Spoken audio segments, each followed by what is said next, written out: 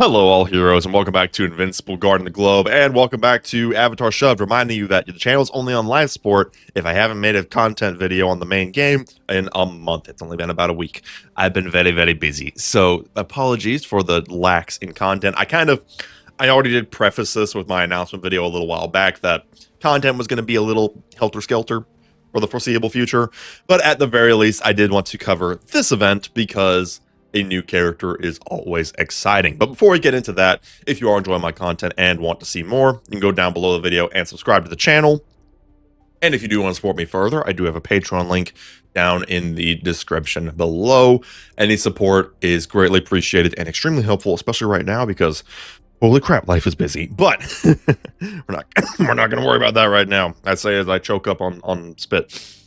We have a new character event, Mind in the Machine, featuring Life Pod Robot. So just a reminder, if this caught you off guard, this is the robot in the alternate reality from Season 2's premiere. This is the reality that got totally decimated by Omni-Man and evil Invincible. So just a little lore recap there on what this robot variant actually is. Now, as per usual, this is the new character style event. Robot Life Pod is now available to join your roster. Fragile in form, but brilliant in mind. This version of Robot is as deadly as ever. We have an event shop, we have a GDA op, and we have missions. Now, if we take a peek at the GDA op, just get into that here. You'll see it's a 5-minute op. No restrictions, thankfully, but it's kind of funny because you will always, I should have ranked that up, that's fine. You will always be fighting Omni-Mans and Invincibles, or Omni-Men, if you will. So, literally kind of going off of the Season 2 episode, that's literally all you're going to fight, which is kind of funny to me, not going to lie. It's kind of funny. So, that's what you have there. I'm sure there's good ways to min-max it, but as per usual, I'm just, throw my best stuff in there and watch it break. So, yeah, that's what I'm going to do. Now, if we have missions here to get your access cards for the op, you can complete monitoring the Earth various times and log in on different days. That'll get you your currency. And then to get additional currency for the event shop, we have recruiting heroes, recruiting robot, recruiting heroes from the GDA faction, refreshing the event shop, purchasing all items, and reaching levels in the event shop. A quick reminder that for the recruiting heroes from the faction, that works anywhere. You can recruit GDA from recruitment, from the lab, from arena, and even schools out. That counts too. So just kind of keep that one in mind, that can work out very well for you if you need to kind of inflate your currency numbers a little bit without having to spend like a lot of gems. Now, of course, the highlight of the event is the event shop with Robot Life Pod being the centerpiece. As you will notice, he is actually a GDA attacker. I wasn't sure what they were going to do with that one, because I think technically speaking, the GDA had kind of died by that point. But, you know what? Hey, GDA is getting another attacker, which they sorely need. Between Donald and Robot, they now definitely have a little more life breathed into him. We're not going to get into his abilities today, but I will admit, he looks good. He looks like he's got some pretty cool stuff on this. So I will be very curious to see how he's going to work in a practical sense. And he's also a ranged character, which I personally really like. Some of the best attackers in the game are ranged characters. So he can kind of chill in the back line while the defenders and maybe some supports are keeping him nice and safe. And of course, we also have the rest of the GDA faction present. We have Donald, Shapesmith, Cecil, Monster Girl, Shrinking Ray, Bulletproof, Robot, and the Immortal. Now, Shapesmith and Cecil is not quite as big of a deal in today's time because they actually found themselves in the arena shop. So they are technically, at least right now, permanently available, albeit and kind of a rare day. Donald, on the other hand, is not so easily available and seems to be really good. He seems to be getting quite a lot of love, at least for like GDA ops and stuff. And also as a reminder that poor Donald, like, got released and then got nothing until, like, a month later. Like, literally Komodo released before we got another Donald event. Meanwhile, Krieg's having events handed out to him like candy. So that was bizarre. But now Donald is accessible. So that's very exciting.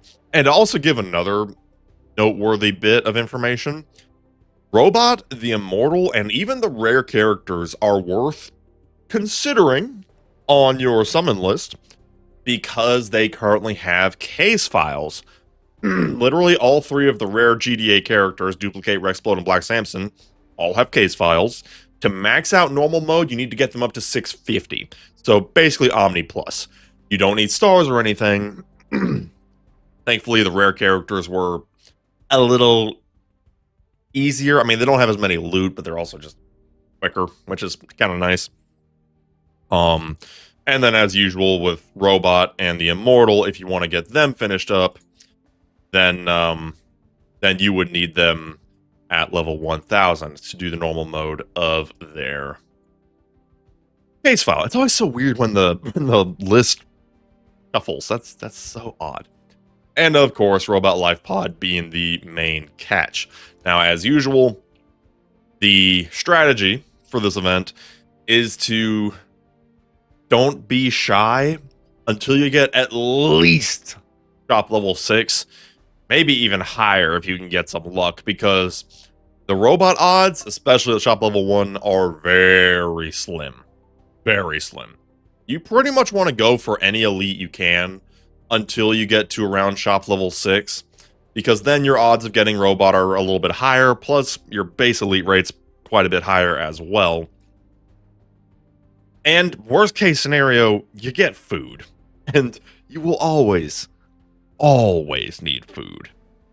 You will always need food. So yeah, don't be afraid because you don't see robot on shop level 1. If you do see robot on shop level 1, you have my envy. But just kind of go for whatever you can and always take advantage of the free refreshes as per usual. See, like, you know, there's Shapesmith right there. So obviously, I'm going to go for that. Shapesmith is a great pickup on a normal day. And especially here, because now I can get my shop leveled up, which is always nice. Now, if it wasn't already obvious by the fact that I mentioned how busy I am, I will probably not be doing a stream for Robot. I mean, never say never. It could happen maybe on Sunday at the, like, that's like the only chance. But don't hold your breath on it. Like I said, I've just been busy. But like I said too, on live sport if it takes me over a month to make a video. Now, as a final bit, we do have Cecil's Nightmare, where you will need to use Robot Life Pod to get these levels done. And as per usual, the rewards on like the regular stages are molecular enhancements and a nice pile of XP. And on the ones divisible by 5, we have some character rewards if you do get up to 3 stars. On stage 5, we have Robot. Stage 10, we have 2 Monster Girls. Stage 15, we have 2 Cecils. And stage 20, we have 3 Shapesmiths. Just a reminder that stage 20 is whale territory, especially if you want to get 3 stars. You could complete stage 20 with like a seismic robot and some banging gear and artifacts.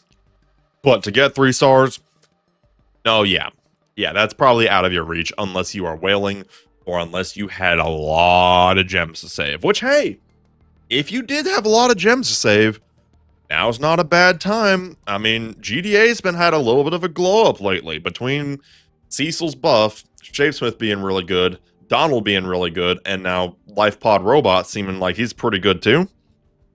I don't know. They're kind of on an upswing. The two weakest factions were Criminals and GDA, and both of them have received some noteworthy love lately, which I have greatly appreciated. I would say that Earth's Defenders need some love, but it's really hard to say that when Invincible's a thing. Like, yes, this faction needs some love, but they already have some of the best characters in the game day 1, so Ah, it's a paradox. It's a paradox. But we are going to leave it at that. Let me know what you think of this video down in the comments below. Are you excited for LifePod Robot? Are you going to be summoning on him? Or are you summoning more so for Shay Smith and Donald? Absolutely valid. Now is as good time as any to do that. Let me know what you think down in the comments below. And with that, we're now going to take a moment to thank our Patreons and YouTube members. Special thanks to my YouTube members, Joe Bro, The Angel of Death, Andre Ramos, Joel Torres, and Shadow Nate. And special thanks to my Patreons, William Marlin and Diamond Dave. Y'all all are amazing. Hope you all enjoyed the video, and we shall see you next time. Have a good one.